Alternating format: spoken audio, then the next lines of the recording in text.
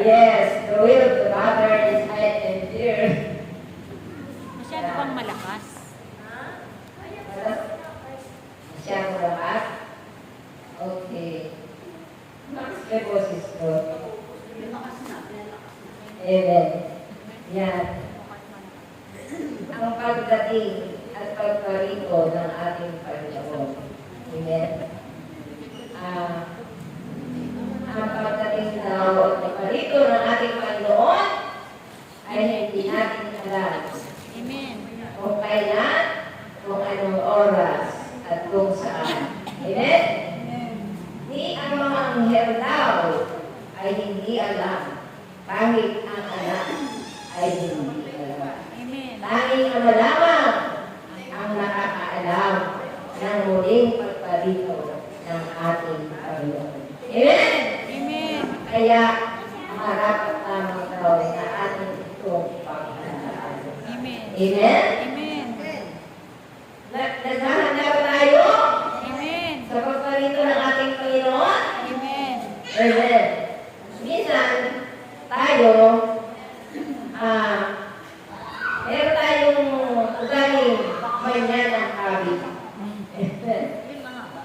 Mamaya na lang, bukas na lang, o kaya sa Wait isang lang. linggo.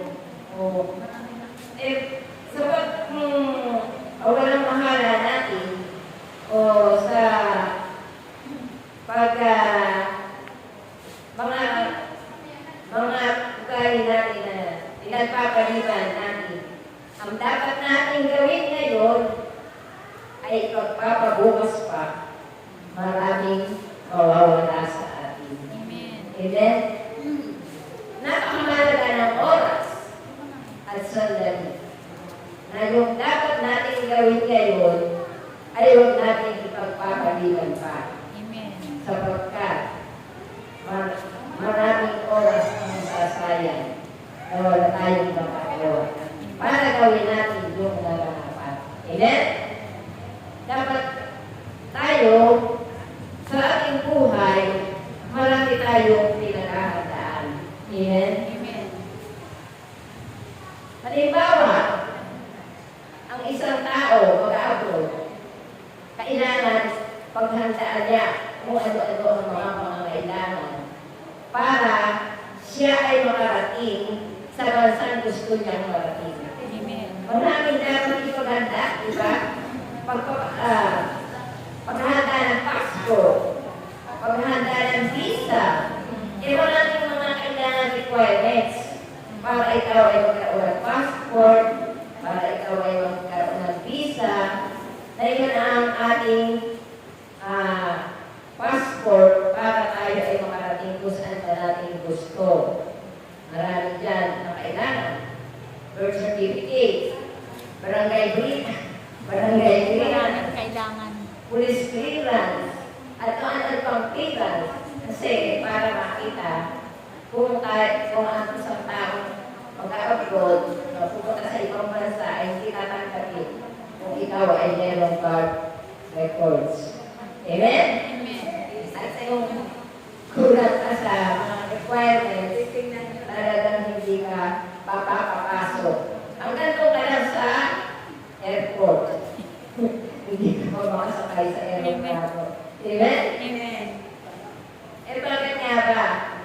Marami tayong pinaghahandaan para sa ating buhay. Amen. Para tayo ay magkaroon ng magandang buhay, mabigyan natin ng magandang kinabukasan ang ating mga anak. Amen? Amen. Para tayo ay guminawa sa buhay. Amen? Amen. Ngunit ang mga bagay na yan ay Mawawala. walang hindi natin madadala Salamat. sa langit. Amen? Hindi mo talaga Wala tayong madadala kundi yung ating sarili. Amen? Kubad tayo anak, kubad tayo babalik sa ating Ama. Amen? Palakpakan natin ang ating Panginoon.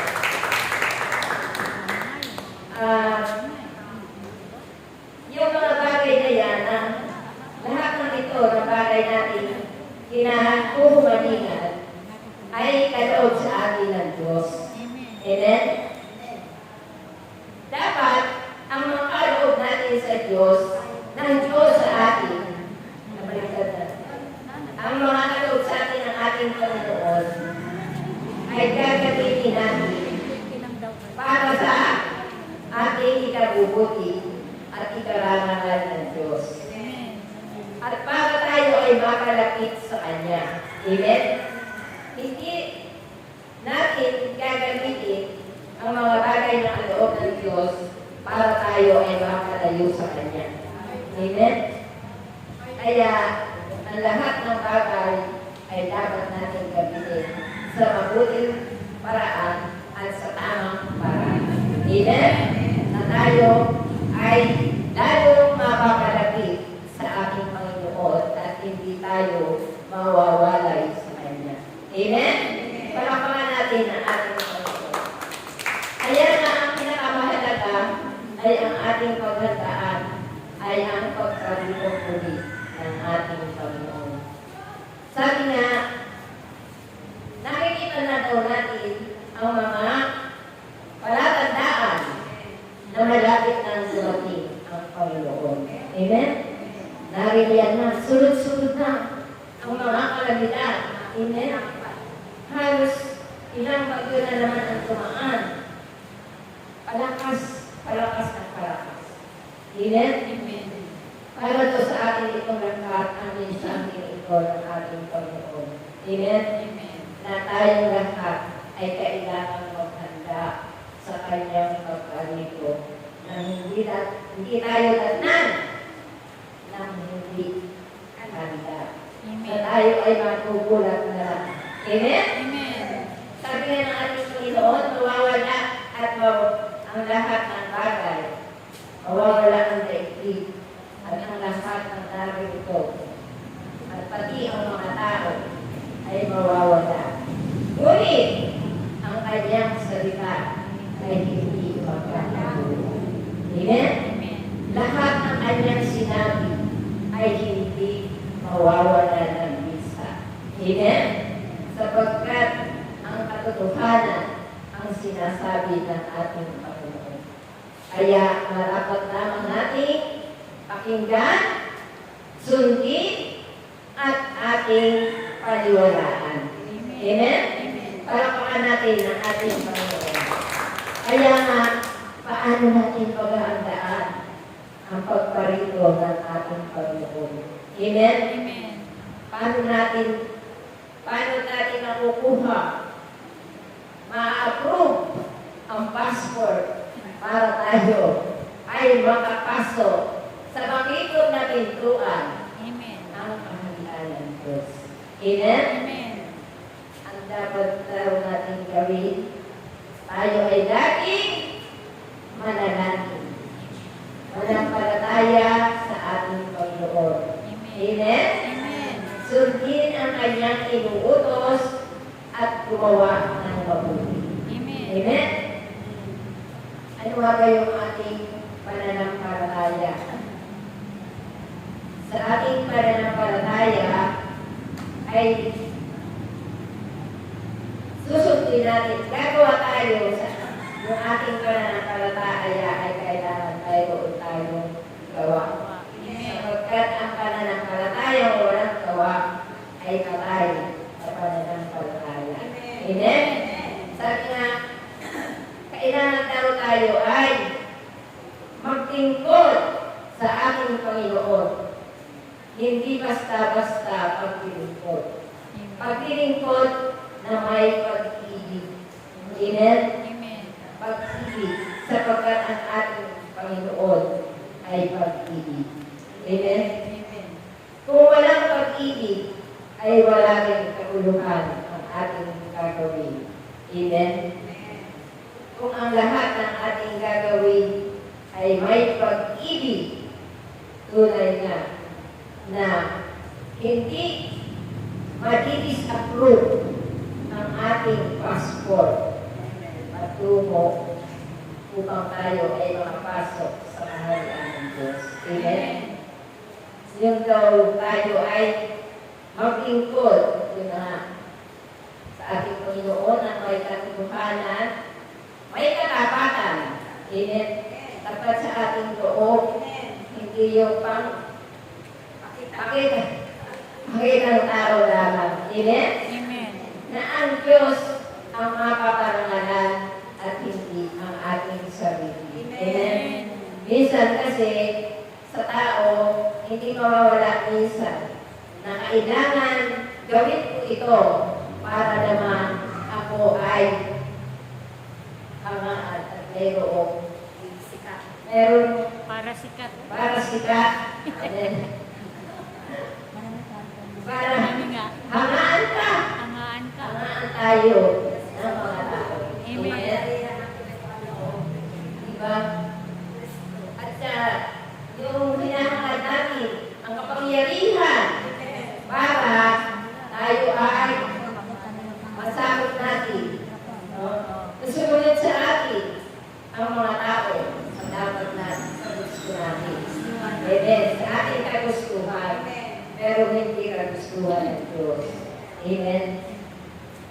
Na hinahangad natin ng mga karagyaan para sa ating kapakanan. Amen.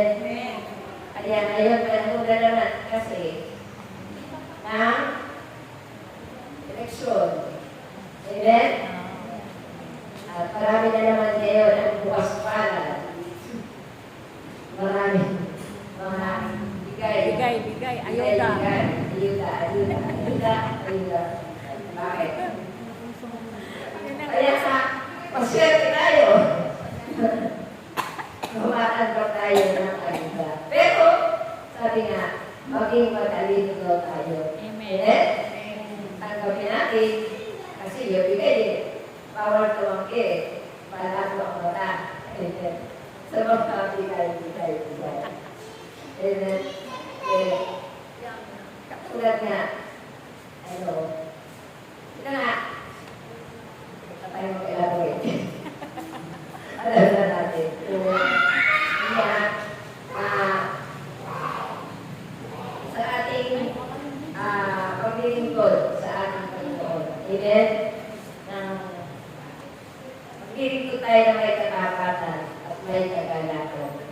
Pagka ang ating puso ay nagagalak, kapag tayo ay gumagawa ng mabuti sa paglilingkod sa ating Panginoon, sa pamamagitan ng ating kapwa, ay tunay na tayo ay makapapasa. Amen? Amen. Sa requirements ng ating Panginoon. Amen? Amen. Tayo ay hindi lang ang ating katawan ang mabibigyang kasiyahan. Amen?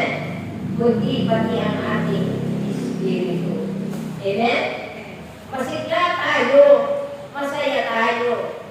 Dahil tayo excited kapag tungkol sa paglilingkod sa ating Panginoon, ang ating pupuntahan. Amen? Masigla ang ating katawan. Nananabik tayo. Tayo ay masigla, masaya. At kapag narito tayo sa gawain ng Panginoon, ang mga awa natin ay magaganda. Amen? Kaiba eh. Yan ang ano ko eh, ang observation ko sa aking sarili. Amen? Pagka sa bahay ako ay natatrabaho, ewan ko ba, pag harap ko sa salamin, ay, hindi kaaya-aya ba ang pagtingin ko. Kaya minsan, hindi na ako tumitingin sa salamin. Kasi, pag sa bahay ka nagtatrabaho, makita mo ang trabaho,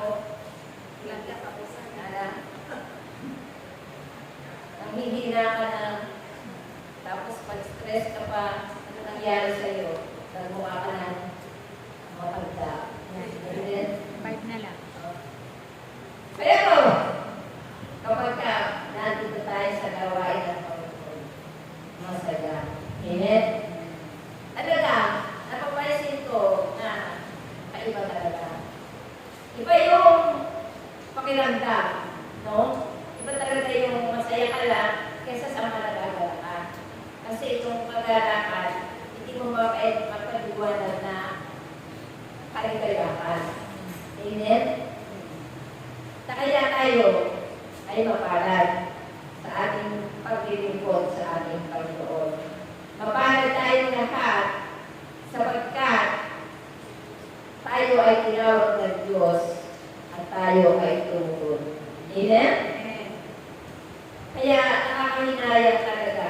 Noon, sana nga, sabi ko, sana nga, noong unang pagtawag pa lang ng ating Panginoon, na ay tumugon.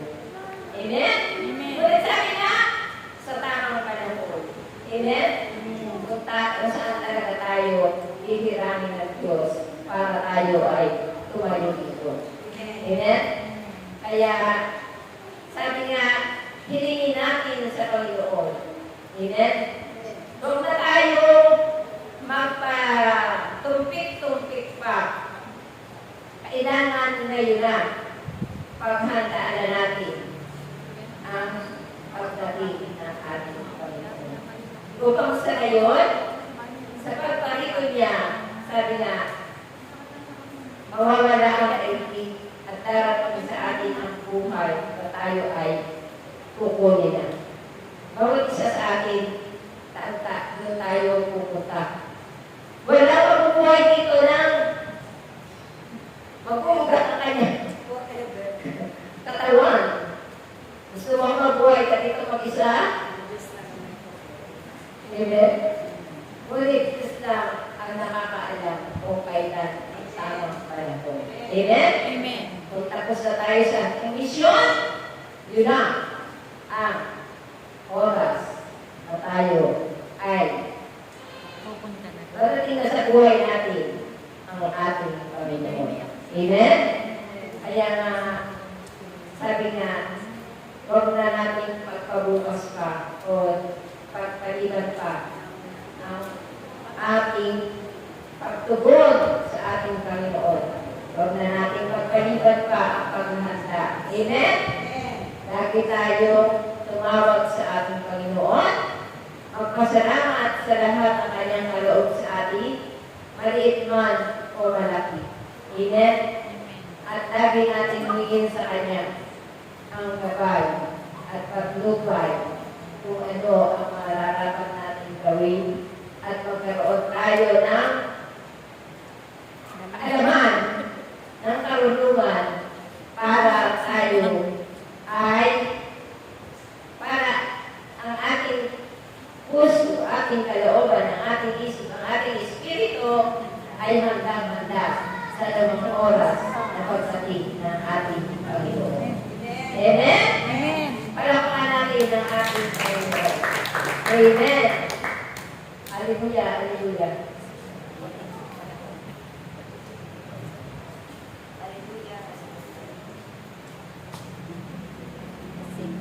Kung kaya, naway ang bawat isa sa atin.